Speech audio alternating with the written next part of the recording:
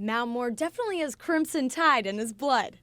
The former Alabama quarterback, coach, and current athletic director's done almost everything at the Capstone.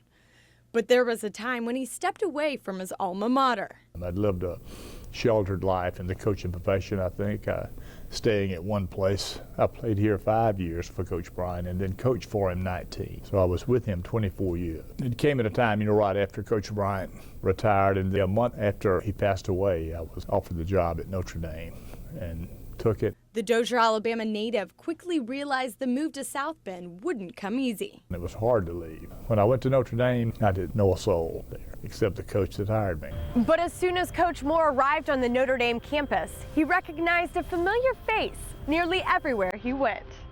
From the first day there, I went up to meet Jean Corrigan, who was the athletic director, and his receptionist. I introduced myself to her, and I looked behind her desk, and there was a picture of Coach Bryant autographed to her. Later, he took me where the trophies are displayed there at Notre Dame in the ACC.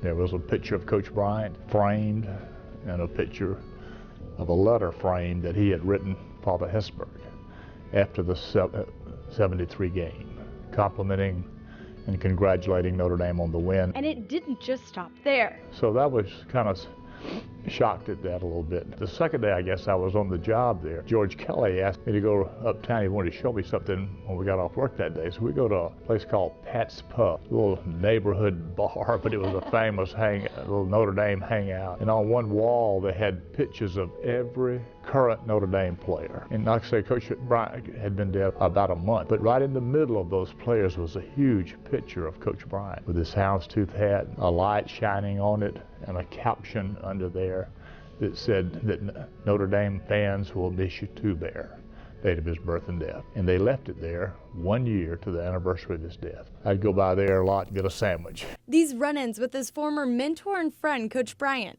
continued all the way until his last season with Notre Dame. Father Hesburgh, the president of Notre Dame, had a black and white houndstooth hat, just like Coach Bryant. And I said, Father, you look mighty handsome in that hat.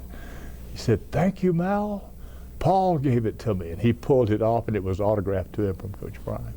It's almost like your entire experience at Notre Dame, Bear Bryant was watching over you. Oh, yeah. It was, I told people I always felt like I was still working for him. After spending a quarter of a century under Coach Bryant's reign, it wasn't until Coach Moore left for Notre Dame that he understood the value in his time with the Bear. I didn't realize until I left what a great place the University of Alabama truly is, and how powerful Coach Bryant's name was at that time in this country. But it wasn't long until Coach Moore found himself back in sweet home Alabama. What is it that makes you love it? It gets in your blood, I'll say that.